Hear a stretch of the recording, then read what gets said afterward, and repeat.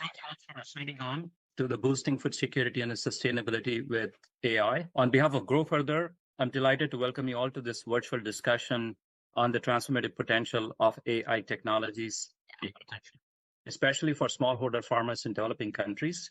So thank you all for taking time to participate in this vital conversation. I am Venkat Pegadraju, Vice President of Development at Grow Further, a Seattle-based nonprofit organization. For those of you that are new to Grow Further, at Grow Further, we bring together farmers, scientists, and global citizens to tackle one of the humanity's greatest challenges, ensuring sustainable food production in the face of climate change. Our approach is not just visionary, it's actionable. By harnessing the generous support of individuals and corporate donors, we transform ideas into impact. We fund innovative agriculture projects that deliver tangible results, including improved family health and nutrition, increased crop yields, scalable solutions that can impact millions. Our mission also includes informing and engaging with people like yours on topics related to global food security and the importance of investing in agriculture research and development. This event is a part of our speaker series that we host throughout the year on topics related to our work. To receive more updates on virtual sessions like this, please sign up for Grow Further's newsletter. The links to subscribe will be provided in a follow-up email and also will be placed in the chat or in the Q&As during this webinar. Additionally, for those that would like to know more about Grow Further, we invite you to remain on this webinar after the speakers finish. There will be an additional discussion following the main session. Now, before I get started and introduce our speakers, we have some questions for the audience. So there will be a poll survey popping on your screen with 3 different questions. So please let us know where you're participating and so there are 3 questions. The first question is, where are you based? The second question is more around what do you want to accomplish from this webinar? And the third one is more related to with artificial intelligence applications in agriculture. So I see the results of the poll here. So a strong representation from US, followed by Canada and Africa.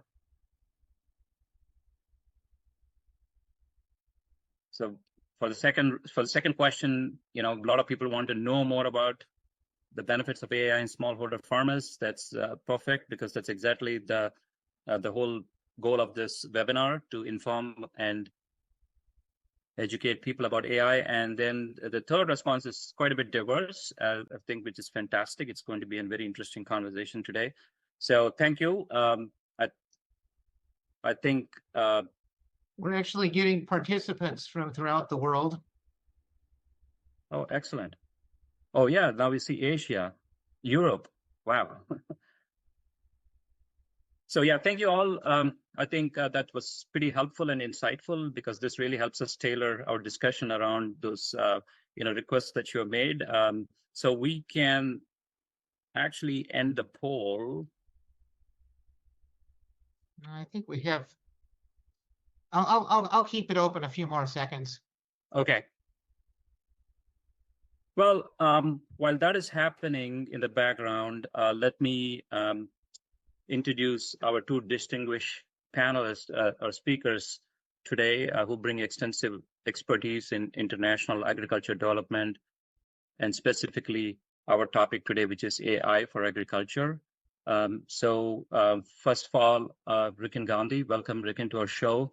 Rikin is the co-founder and the CEO of Digital Green, an organization dedicated to improving the livelihoods of rural communities through technology and grassroots level partnerships.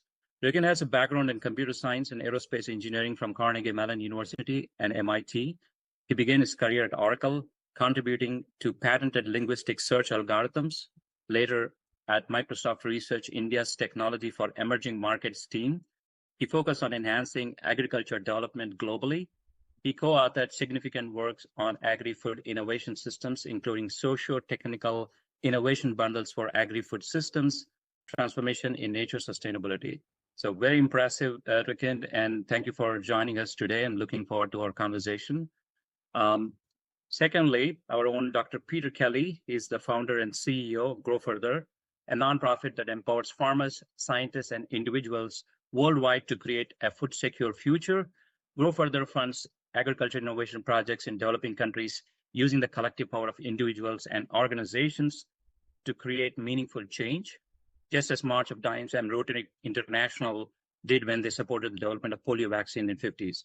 Before founding Grow Further, Dr. Kelly was an assistant professor of economics at Renmin University in Beijing, where he taught and published on agriculture, international development, and environment. Alongside his role at Grow Further, he serves on several boards, including as vice chair at Carbon Washington. Dr. Kelly holds a PhD in agriculture and resource economics from Berkeley, UC Berkeley, and a bachelor's in international agriculture development from UC Davis. And in addition to that, he has completed the Global Leadership Forum by Global Washington. So thank you, Dr. Kelly, for being with us here today. As you can see, both Rikin and Peter have been at the forefront of integrating AI into agriculture to enhancing productivity and sustainability for smallholder farmers. So today they will share their insights on how AI can address traditional agriculture challenges. So maybe Rikin, I'll come to you first. Could you please kick us off today and outline how AI technologies are currently being applied in agriculture, specifically for smallholder farmers?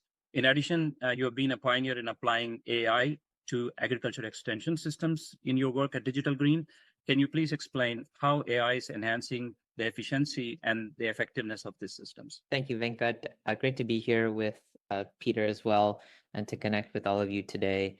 At Digital Green, we've been using digital technology to improve the efficiency of agricultural extension programs that can serve and improve the agricultural development and livelihoods of small-scale farming communities in South Asia as well as Sub-Saharan Africa for the last 18 years. And we've been using videos that were produced by and for farmers to share practices more efficiently using testimonials, demonstrations, because the first questions that people would often ask is, what's the name of the person in the video? Which village is he or she from? With the advent and improvements in generative artificial intelligence, especially over the last 2 to 3 years, and also as farmers themselves have gained greater access to phones and data connectivity, we're seeing that farmers are now able and are seeking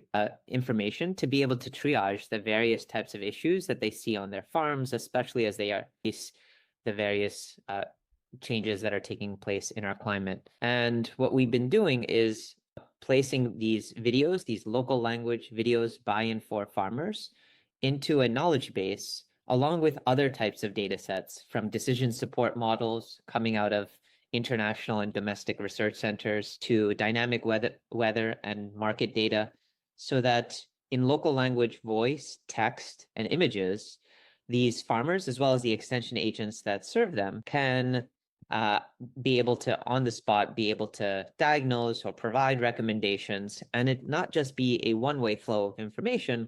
They're also able to share data and feedback back about what works and what doesn't to make these AI systems and models dynamic to the various and variable interests that these communities have. I would just say that we're focusing on the use of AI for extension services for these small-scale producers. But of course, there's a breadth of other ways in which AI is also being leveraged, from everything from credit scoring and insurance programs that might be more index-based based on like rainfall for cattle dairy farmers or the like, and using AI to be able to make those forecasts and to be able to make those disbursements to farmers preemptively in advance of perhaps a disruptive event to their farm operations, to even the use of AI for some micro scale Internet of Things and robotic kind of devices that some farmers are beginning to use. Of course, I think the main thing, especially when it comes to small scale producers, is to ground it in the very low type of resource settings that they are operating within, and make sure that these technologies are accessible and are at a low cost, that these farmers can see an ROI that is substantial enough for farmers and the enabling ecosystem of government extension and NGOs and private sector agri-tech organizations to actually be able to leverage to create an impact at scale. Thank you, Rikin, for that comprehensive overview of AI applications in agriculture and its impact on extension systems. Particularly, your digital green insights, are truly valuable. Now, let me turn to Dr. Peter for a different perspective.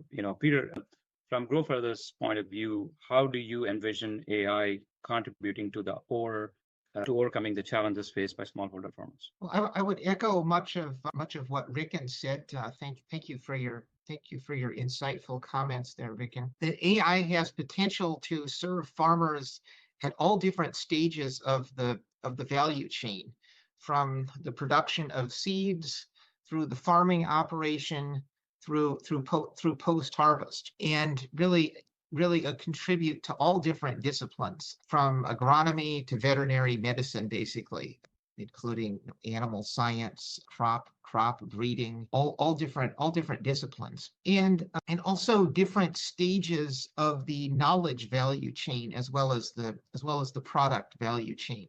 In agriculture, we have a knowledge value chain that was established about 100 years ago in the United States, with teaching, research, and extension.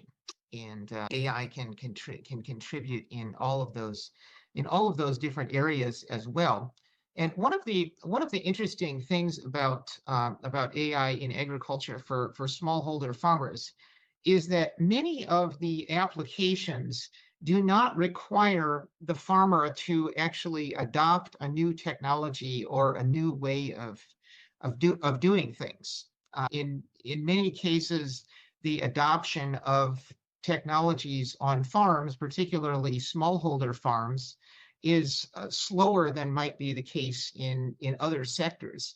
But smallholder farmers can, in many respects, benefit from AI without actually making an active adoption decision. So AI could go into developing a new variety of crops, and the farmer wouldn't have to actually be involved in that. They just grow the new variety, or they even just continue watching or listening to the same weather forecast, except that now that weather forecast is better, or now the market prices are more stable. So I see lots and lots of different ways in which smallholder farmers can benefit from AI. That's an interesting vision, Peter, and thanks for sharing Grow Further's perspective. Now, Rikin, I would like to delve deeper into your experience, and could you please elaborate on some specific examples where digital green has seen a tangible benefit of AI adoption, particularly among smallholder farmers? And if applicable, can you talk about the improved yield and the reduction of chemical inputs? Sure. So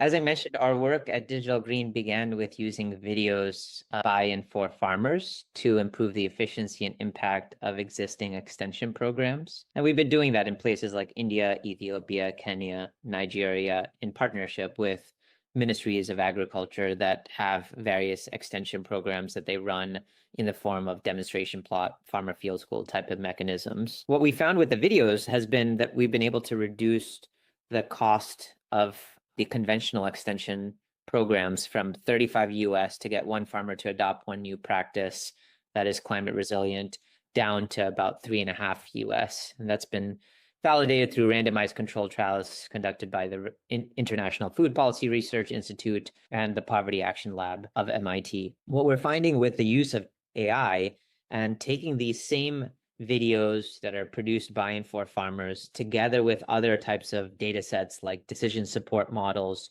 for site-specific fertilizer, irrigation advice, feed ration optimization and balancing for increasing yield while reducing emissions and resource usage, has been to both reduce the cost per adoption of these improved practices by another order of magnitude, from, again, $35 in the conventional extension program down to 35 cents, and to boost productivity by about 38% in the case of some wheat farmers that we work with in Ethiopia in partnership with SIAT, one of the CGIAR centers. And so these more customized recommendations that are both able to boost farmers' yields and also reduce emissions and resource usage delivered in this conversational user experience for both farmers and extension agents really allows for that sort of step change in both efficiency and an impact. Thanks, Rick. It's really fascinating to see some concrete impacts of AI in agriculture. Peter, I understand Grow Further has recently funded an exciting project in Tanzania. Can you please tell us more about that? Specifically, how do you perceive the scalability of AI technologies in agriculture, particularly in regions where their infrastructure and connectivity might be limited? Mhm. Yeah, that's a good question. Grow Further is funding a project in Tanzania to develop and promote an app to develop to identify crop diseases at an early stage, specifically in maize and common bean. So maize is a big deal in Tanzania. It looks like Iowa in many parts of the country. And crop diseases are a major threat to food security. Tanzania has major significant problems with food security, and a large part of that is related to the pests and diseases of maize, which tend to be worse in the tropical climate. I visited some farms there that were just being devastated by pests and diseases, and that there was so many fungi in these fields that I was getting asthma, which I very rarely happens to me. Very rarely happens to me from mold outdoors. And So this project is developing an app to help farmers identify these diseases at an early stage, so that they can be effectively controlled with fewer chemicals. So the software is actually pretty straightforward. The difficulty is training the model and then getting it into the hands of the farmers. Basically, the software is just an app that says, do you have this disease? What's the percentage probability that you have it? And then if you do, it gives you some recommendations. That's the user interface. But behind the scenes, there are hundreds of thousands of images that go into training this model from throughout Africa. Agriculture is very site specific, so using data from the United States or something like that would not work very well to train this model. The researchers are planning to share their data with other innovators throughout Africa to help scale this up longer term. But as far as the project itself is concerned, they're looking to get this into the hands of farmers in Tanzania, many of whom do not own smartphones, and that's the primary challenge. So I participated in some focus groups with some of these farmers, many of whom did not own smartphones, and asked them, would this kind of software be relevant to you? And if you don't have a smartphone, how are you going to use it? And basically what they told me is that, yes, this is very relevant to us. Corn or maize is our livelihood and our source of food security. And they served me some local maize dishes while I was there. And they would like to get the smartphones through agricultural cooperatives primarily. They say, oh, friends lending us a smartphone, they might not be willing to do that. And agricultural extension agents, there's not enough of them, which is one of the reasons that programs like what Rikin Gandhi is doing are so important, is that there tends to be a shortage of human agricultural extension agents in developing countries. So even to just have them bring out the smartphone app and provide that smartphone hardware can be a challenge.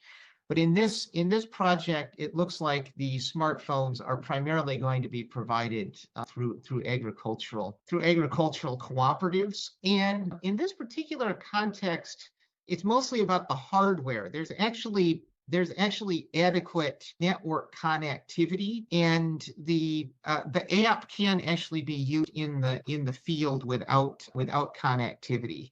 But you obviously do need a smartphone and a charger in order to use it. And it varies a lot from one, just broader answer to the question. It varies a lot from one technology to another. Does it require a mechanical sensor, or is it just taking an image of a leaf? There's a wide variety of technologies, some of which you don't even see on the farm. They're just behind the scenes, like running a climate model or something. Interesting. So thanks, Peter, for sharing insights about the Tanzania project and your thoughts on scalability.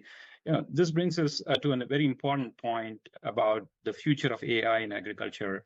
And Rikin, looking ahead, what are some potential challenges that could hinder the widespread adoption of AI in agriculture, and how can these be addressed? Yeah, I mean, I think there's like a number of challenges. There's obviously like the most common that folks are aware of around like hallucinations, of how generative AI models can kind of extrapolate in ways that it doesn't intend. And so there's a need to set up like guardrails to be able to set up these AI systems to be aligned towards especially like climate and gender types of objectives. And there's specific techniques to do that with, for instance, having what's called golden question answer benchmarks that are human validated, and that an AI system can use to be able to assess the quality of another AI system's responses and iteratively improve that base model's performance. The other, I'd say, is that there is also a need for local language and dialect capability, especially for our agricultural domain, wherein words like the word biga in different districts of the state of Bihar means different units of area. And so there's a need to not just think about language in a general sense, but in a location specific way. And then the third thing I'd say is that there's a lot of great decision support models that are being created by various research centers, both domestic and international, like the CGIAR kind. And farmers and communities of farmers are really looking for that kind of customized advisory information for their soil condition, their hydrology, their terrain, and the like. But the issue is today, a lot of these models are very niche in terms of their geographic and commodities of focus. So what we're exploring with some of these CGIAR centers is to, for instance, take these existing decision support models for fertilizer irrigation advice or feed ration balancing, and then seeing how complemented with additional data sets like remote sense and others, how large language models can be used to extend the coverage. I think like what's exciting for us is that we've been working with extension programs for the last 18 years, but really for the first time, we're getting to see what kinds of questions and issues farmers are asking from their own side.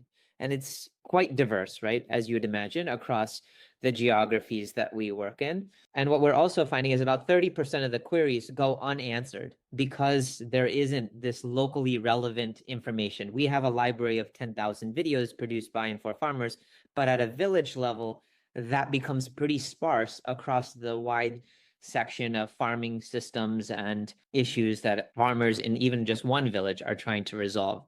So there's a real opportunity and a need to think about how we take the existing validated decision support models and information and how we can use large language models together with more conventional machine learning and other modeling techniques to be able to expand the coverage across the gamut of issues and languages and even imagery, as Peter mentioned.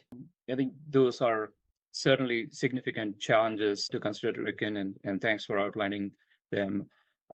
Peter, building on that point, can you discuss the role of partnerships and collaborations in successfully integrating AI into farms of different scales? Yes, that's partnerships are critical to this sort of thing, and for several reasons. One is that agriculture is very site specific, and imposing a sort of top-down solution like transferring technologies that work in the United States into a smallholder farming context in a developing country is not necessarily going to work very well. For many types of technologies, it does. The same type of cell phone technology can be used more or less worldwide. And smallholder farmers have significantly benefited from that cell phone technology that is basically the same technology everywhere. But when it comes to farming itself, there are huge differences in climates and soils and economic and cultural conditions and all sorts of things that are very locally specific. So it's important to use bottom-up processes, basically asking farmers what they want and developing solutions that serve those actual relevant needs. And this is something that we do in all of our projects at Grow Further, is to take a bottom-up approach that engages farmers. So that's part of the partnerships. Another key type of partnership in getting AI to smallholder farmers is government, and particularly the nonprofit sector collaborating with the private sector. The private sector has a lot of expertise in technology and AI, but protecting intellectual property in a smallholder farming context can be very difficult. So I think the private sector alone is not going to provide adequate service to smallholder farmers here without the help from government and the nonprofit sector. And the nonprofit sector in particular, I think it plays a critical role here, because government, by its nature, in economics we call it principal agent problems, is risk averse. And the cutting edge of AI does involve some risk, such that nonprofits can be better positioned to manage those risks. So there's a huge need for partnerships here, not only just for distributing hardware, but also for appropriate financing models that include organizations like Grow Further in the nonprofit sector, and a bottom-up approach to the whole endeavor. Very good. Thanks, Peter. We're doing good on time, and thank you both, Rikin and Peter, for sharing your valuable insights on how AI is transforming agriculture, and specifically its impact on smallholder farmers and more broadly food security and sustainability. I think next is our Q&A section. So before I open up our discussion to questions for our audience, do either of you have any final thoughts or messages to share? Both of you, can take 5 minutes if you like, and some final thoughts before we, do the Q&A session. Maybe Rikin, could you start off on your final thoughts? Sure. I think what I'd say is that there's, of course, no silver bullet for the challenges of agricultural development. What we found has been that partnering technology, whether that be videos or now artificial intelligence, with organizations and individuals who have the intent and capability for combining things like physical infrastructure, finance, institution building, market access, and the like, that's then when tools like digital technology can improve the efficiency and their impact. I think what's been exciting about AI relative to our prior experience, even using other types of digital technology like videos by and for farmers, has that we're seeing a much greater degree of agency from the farmers' side themselves to be able to express in their own natural language, voice, images, really what are they seeing on the ground. And that can serve as a source of insights and learning to be able to share with fellow farmers in their vicinity or in similar kind of contexts or situations. And it can also be a source of information and insight for researchers and policymakers who often struggle to have visibility on what are the variable and dynamic changes and needs that farmers at a more granular level are facing, especially in the face of climate change. Excellent points, Rikin. Peter, your thoughts? Well, AI in smallholder agriculture is, I mean, we're just seeing the tip of the iceberg right now of what its potential might be longer term. So it's difficult to foresee exactly how things might develop. There's, as we've talked about, a huge number of potential applications. There are also some risks. There can be low quality information in AI models, and without, for example, the help of a human agricultural extension agent putting that information into context, a farmer could potentially be made worse off by unreliable information. There could be theoretically it could be used by bad actors or become or the software itself could go rogue. Some of this sounds like science fiction, but in the long term, it's not impossible. Another risk is that when you improve technology, it often improves productivity and lowers the prices of agricultural products. And the farmers who are less able to benefit from that might lose. Now, consumers will obviously win, but farmers who do not adopt new technologies, and if others do, and the prices for their products go down, they could lose. So there are some risks as well as benefits that researchers and regulators should keep in mind.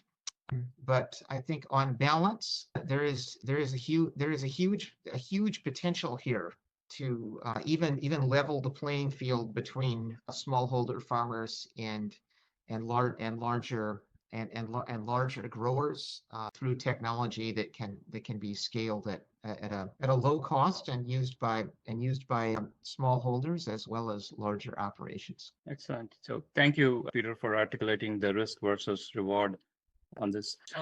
Let's now take some questions from audience for our speakers. I'm going to check the Q&A section here, and also there have been some questions that people have dropped in the chat.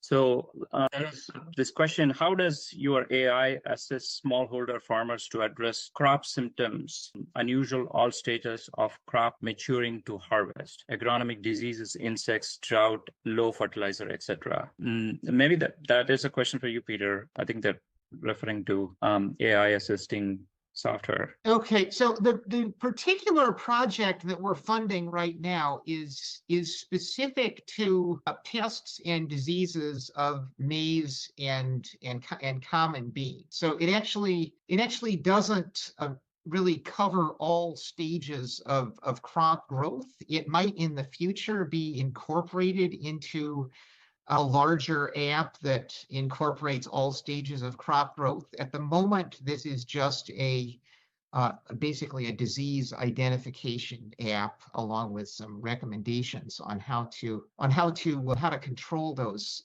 diseases. Now, this is just the first of what will, in all likelihood, be many projects that grow further funds in the area of artificial intelligence in agriculture. We got 700 applications in response to our first grant announcement, and we've only funded 2 of them so far, and we have lots of others in the pipeline, as well as from future announcements, some of which are also related to artificial intelligence. So there's lots more coming, but the one that we've done to date has been specific to to pests and diseases. Now, I believe that the technology that Rickens' organization is using are actually related to all different stages of crop development. Okay, very good.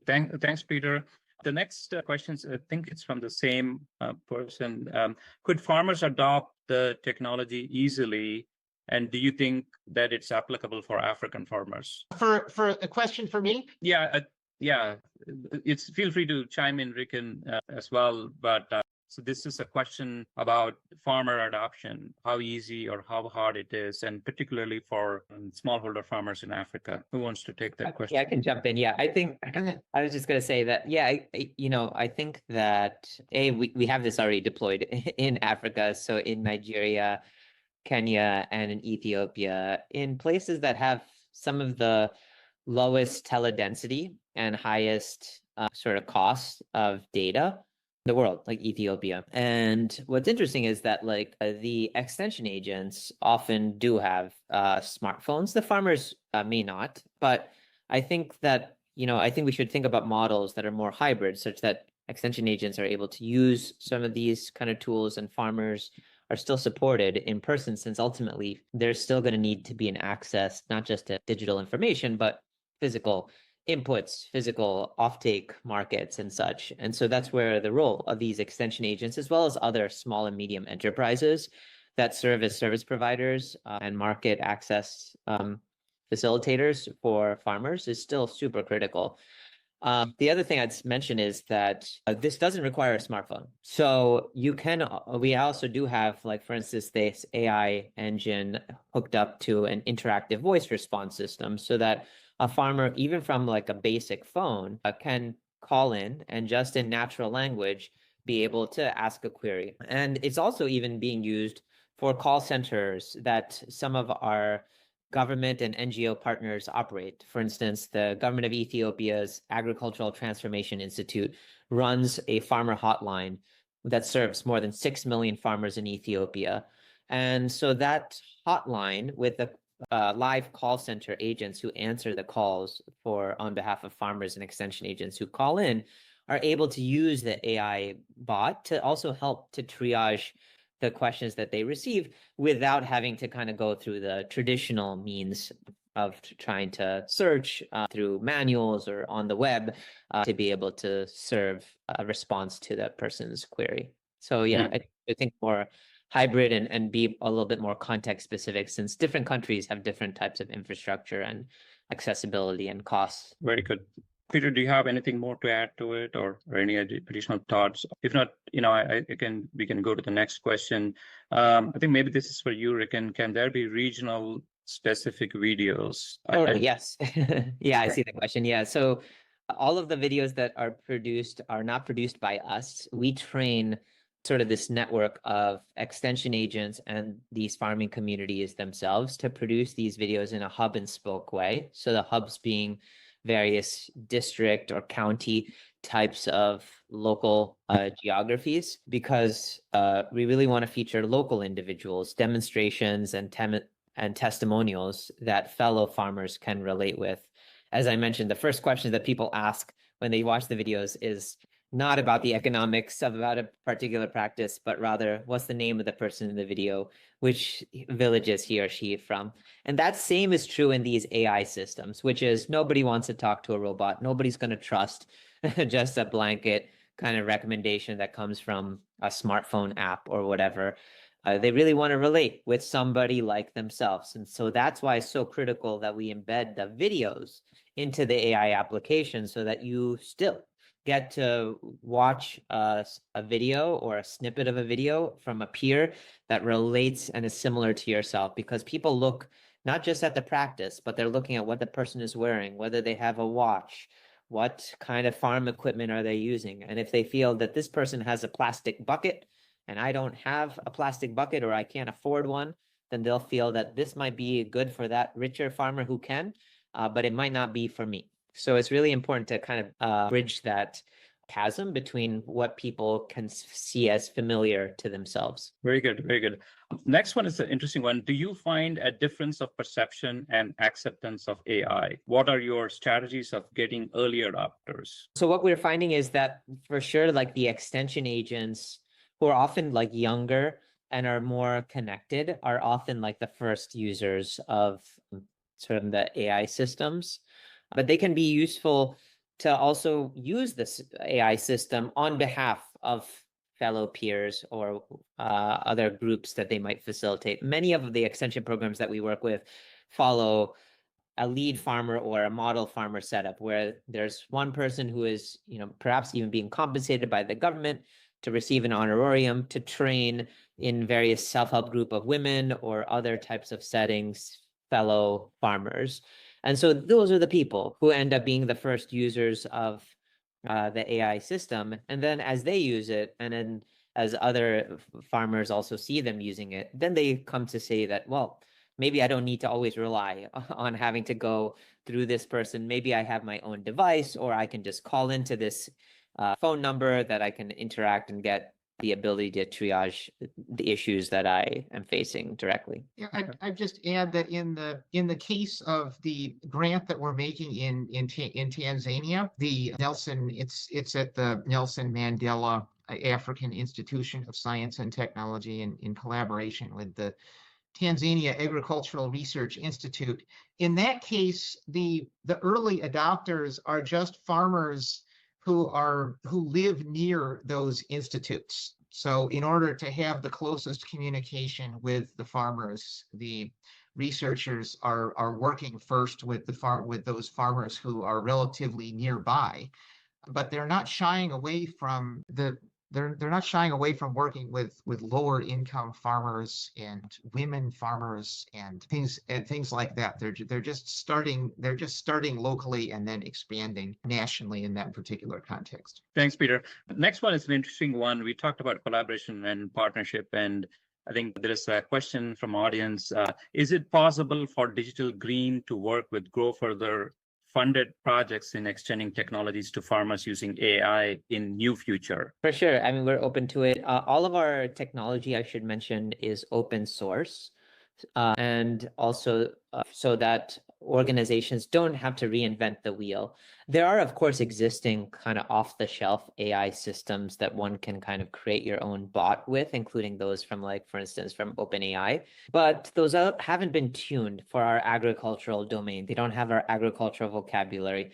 They don't have this orchestration layer for being able to parse a person's query and route it to a weather forecast if they're just asking if it's going to rain in my village versus whether what time I should sow or harvest.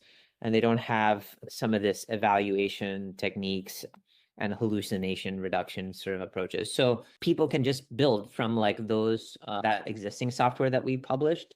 And also, if folks don't have that in-house capacity to build from like our open source sort of software, we're also very happy to collaborate with others in the field, because that's really our approach at Digital Green. We partner with others who are kind of on the ground, who have mobilized farming communities that are providing a lot of the very critical other services that are so needed to create an impact, and where then this kind of AI stack can be used to perhaps increase their efficiency. So please feel free to reach out to me or Peter, and we can come up with ways to work together. Mm-hmm. Very good. So maybe this one is for you, Peter. Are one of the pests that the AP training class model focuses on armyworm? Not the fall armyworm for this particular application. We did receive several other grant applications that were focused on the fall armyworm, but not this particular project. I know that's a huge problem in Africa, and we hope to make a contribution in that area in the future. Very good. So the next question, it sounds like a strong organization like Digital Green is required to translate the benefits of AI to farmers. Does this mean that the direct applications are too expensive and the impact will be very small? Yeah, I can take that question. Okay. So Digital Green is essentially a spin-off of Microsoft.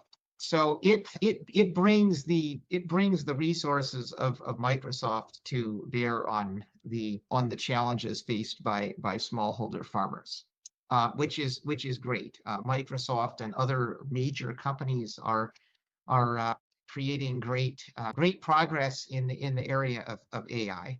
But there are also many AI related startups, and it remains to be seen whether those startups are going to create the most innovative, most successful systems, or whether they will be created in the big tech companies. So I think the same thing applies here in AI for smallholder farmers as it does in AI in the private sector, or more generally, that it's good to have a diversity of different kinds of organizations working on these problems, both established organizations and startups, which bring different kinds of strengths and weaknesses, because the world is facing significant food security challenges with climate change, and just with ongoing issues with nutrition and conflict and so on. And the future of food security is too important to rely on one approach or one kind of organization alone. So this is basically why Grow Further exists, because there are some things that the private sector is good at, some things that the government is good at, and then there are other things where it's hard to protect the IP. It's there's high risk, and that's where the nonprofit sector comes in. Right now, we just have a few major foundations providing the vast bulk of agricultural research activity in the nonprofit sector, and Grow Further is about engaging the rest of society in that endeavor, in the way that we have a whole sector of medical research charities, for example. So innovation is going to take all of the above to build a food secure future. We should be working on all fronts. Excellent point, Peter. Thank you.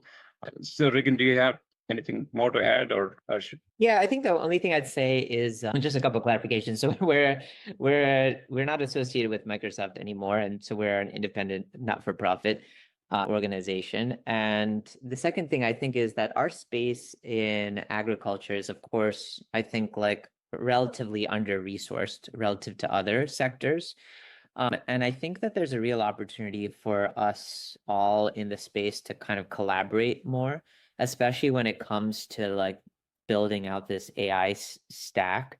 So there's information, like content, there's image support, language support, and there's kind of not a great value of people like duplicating like efforts. I'm, all for like people to innovate and for like the best ideas to win. But I think that our space is too small. And as I think the question was indicating, I think that like there isn't a need for people to like duplicate efforts and to reinvent the wheel. And so that's kind of our position, which is to actually create things as digital public goods or digital public infrastructure, so that other organizations can focus on like these things that are going to actually ultimately create more of the impact on the ground of mobilizing farmer groups, creating them connections to financial and ensure and offtake markets and the like. And there are already initiatives that are already doing this. So I would encourage folks to check out things like Open Agri Net. It's a global initiative for trying to develop digital public goods for agriculture in general. And then in specific country contexts, some of our government partners are trying to anchor similar initiatives. So for instance, the Indian government, the Ministry of Agriculture, has an initiative called Vistar that's being co-created by a combination of public, private, civil society organizations to, again, provide open source content, software, so that other organizations don't have to reinvent and duplicate the wheel. So I'd really encourage Grow Further to think about how to participate in some of these networks and even Grow Further organizations to also be part of these networks, since I think it's a great opportunity for us to really join forces. No, great point. I think we are hearing that message again and again. from both our panelists and also from the questions that are coming, that collaboration is key and partnerships are going to be very critical as we make progress in these vital topics.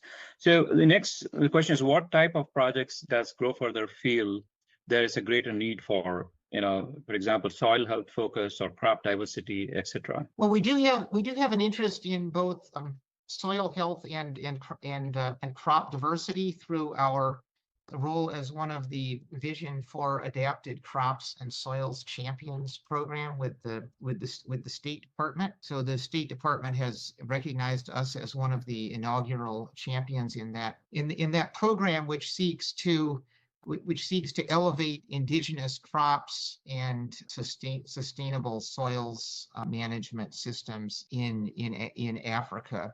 And so many of the projects that we've funded and are looking at funding in the next few months do relate to neglected and underutilized crops. It's an area where we've seen a lot of potential for our model, but on a broader level, we are actually somewhat agnostic about what kinds of projects we fund. We put out open-ended grant announcements that say, we're looking to improve nutrition, farm income, help farmers adapt to climate change, accomplish big goals like that. And we're relatively agnostic about what type of technology gets used to do that.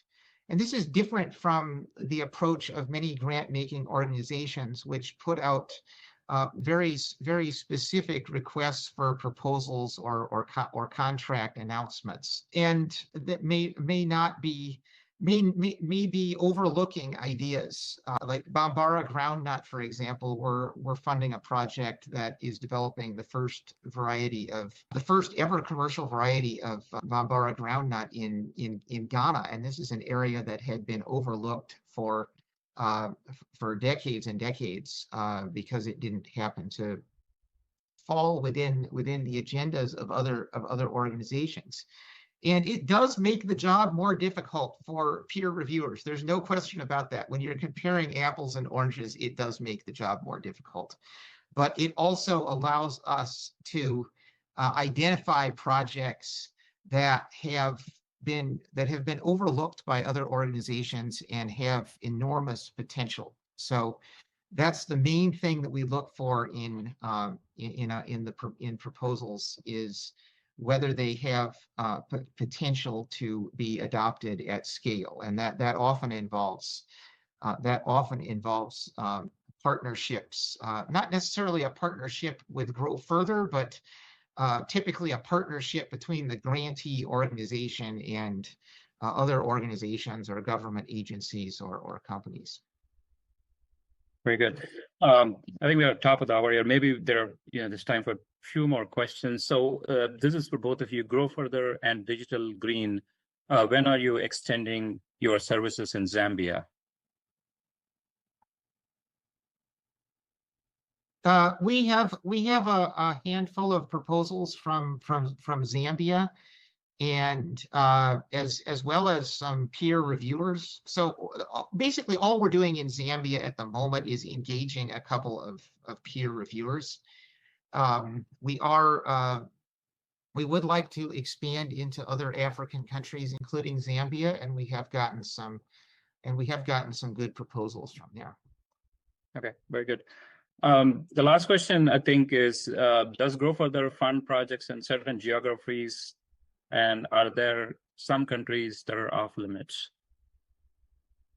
So we do have preferences at Grow Further in terms of the types of geographies that we fund, and those priorities and preferences are somewhat different from those of most government funded organizations. So we are not looking at whether countries have a geopolitical or strategic importance. That's not something that we consider. And in many cases, those geopolitically important countries are also unstable and difficult to do business in. So we prefer to do business in places that have a good enabling environment, So both political and stability and good scientific research capacity, and also places that that have food security issues and smallholder farmers, which is lots and lots of places, and then countries where we can engage local companies and the diaspora. So in particular, we are building out a program in India right now, looking to engage the Indian diaspora, which has shown a lot of interest in our work, as well as companies in India which are subject to corporate social responsibility requirements that do not exist in the rest of the world. So those are the types of geographies that we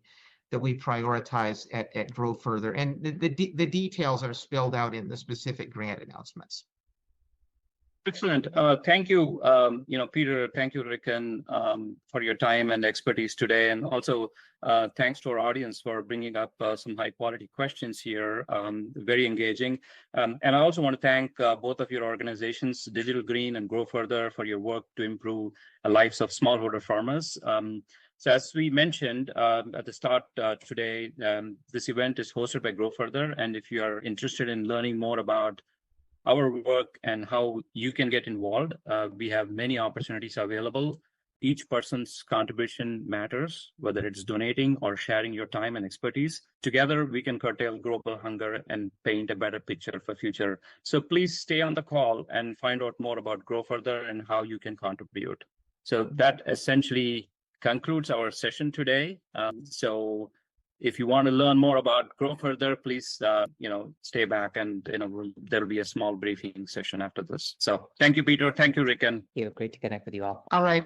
So we will stay on at Grow Further to answer folks' questions. Okay. Well, I'm assuming, are we going to have a breakout session? Or are we just going to continue on this one? We're just gonna continue with a meeting format here. Okay. All right.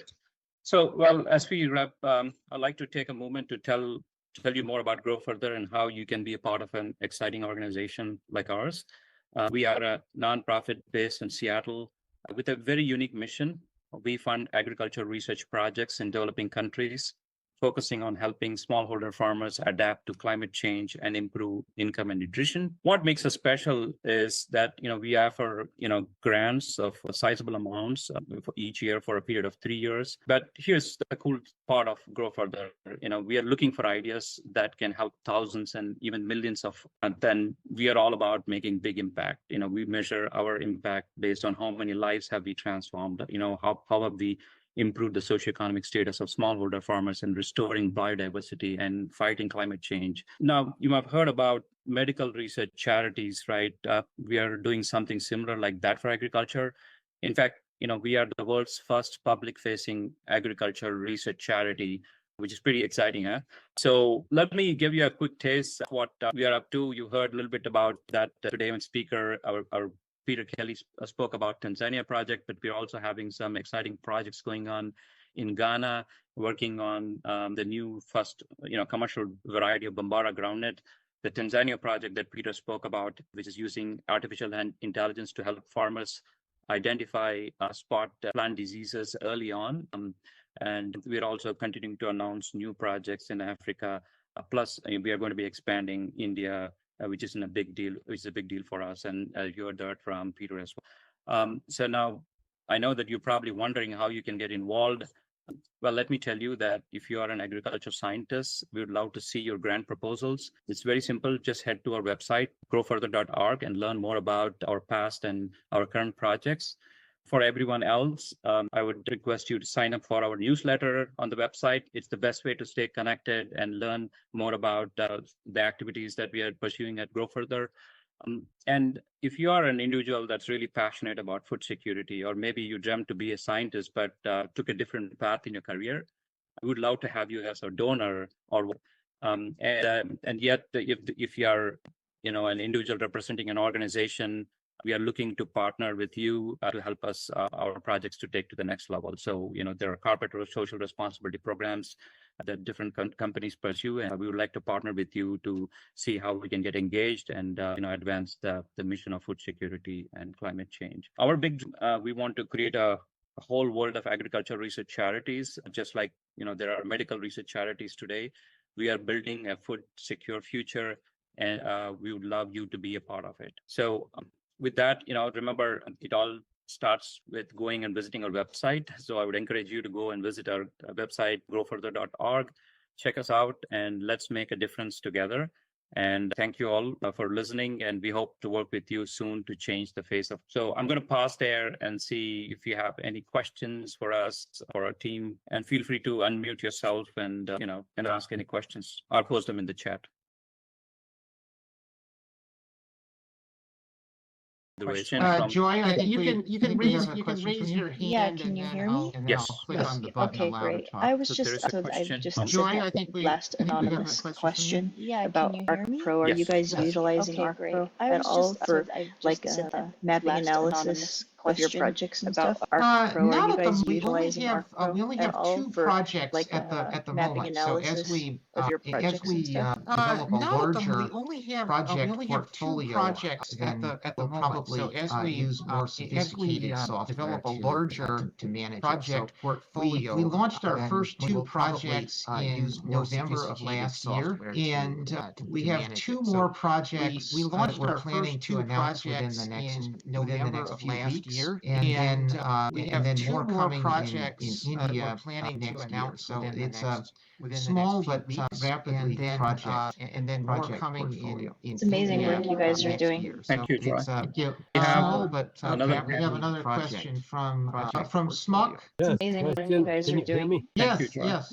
We have I've sent some other we have another information question off to you. from How Smuck. do you Yes, respond question. when Can we you hear have me? governments Yes. interested I've in sent some other paying information farmers off to right you. now it's How do you 1,000 in respond when we Zimbabwe and have we have several governments others interested using a in water paying retention, farmers nutrition right now retention it's for the 1,000 in 1.2 Zimbabwe trillion and we have hectares several of other sandy water soils retention, globally so that we nutrition can retention for these incorporate some of the 1.2 things you trillion talked about, hectares which are of great. I've sandy been with soils Michigan State globally, University so that for we can 64 years and we incorporate worked some in of the 59 things you talked countries. about, which What are we really great. need I've is been to with get Michigan these State country University for governments, 64 years, and agents we like worked in 59 yourselves, and countries. maybe What even we the really larger need is to get foundations. Could you these make a country comment or governments, three how you agents like interface with yourselves, larger and maybe foundations? even the So I didn't larger fully hear your foundations. Could you question. make a I comment think or three you how were specifically interface with you were talking larger specifically foundations? about a water conservation technique developed at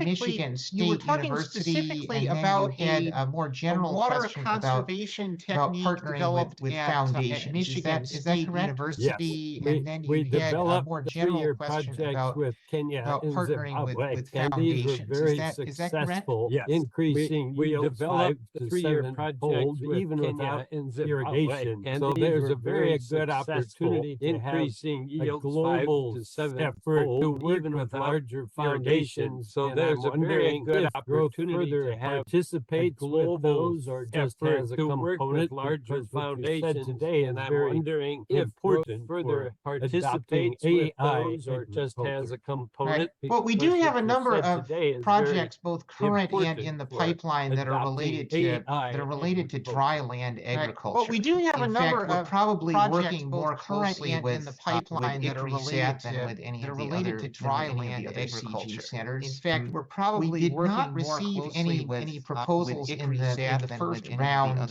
specific to this Michigan State we technology did that not you're receive referring to. any proposals But in the we would first consider round, them for specific to future this grant Michigan rounds. State And technology that we are in you're discussion referring with to. a number of But we would consider foundations them for future grant rounds. would welcome And the we are opportunity in to collaborate discussion with a number foundations and other foundations organizations. and In addition to would the welcome the grants opportunity to and collaborate with sponsorships foundations and other partnerships like Dance Champions that in addition that we already have. We also have a number of foundation staff on our board and advisory committee. So that's another way to in our management as well as foundation management and governance as well as advisory committee. So that's another Good. way Thank you to very much. in our I see, Joy, you still have your hand up. Thanks. All right. If you have any questions, please chime in. Good. If Thank not, you very send much. us an email. I see, Visit our Joy, you website still and have your hand register up. Thanks. to the All Grow right. Further's newsletter If for you more have any information. questions, Thank please you. Thank chime you very in. much. Thank you If so not, much. send us an email. Thank Visit you. our I website don't see and any other register to the Grow hands Further's raised newsletter for at the more moment, information. but there were a lot of Thank you good very much. Thank you so questions much. in the Thank you. yeah, I don't see any other hands raised at that were posed in the question and answer session. Actually, not all of which we had time to answer during the main program, and some of them were really good questions. So perhaps we'll write some articles in the newsletter that address answer during the main program, and some of them were really good question and answer session. Perhaps Excellent. Thank you, write Peter. some articles in I the think newsletter that if there aren't address any further some of those questions, questions that were raised I in wish the you all good question luck answer and session. have an excellent day Thank ahead you, of you. Peter. Thank Okay, you. um, I think Thank if you there all aren't for any attending, further and we hope questions, to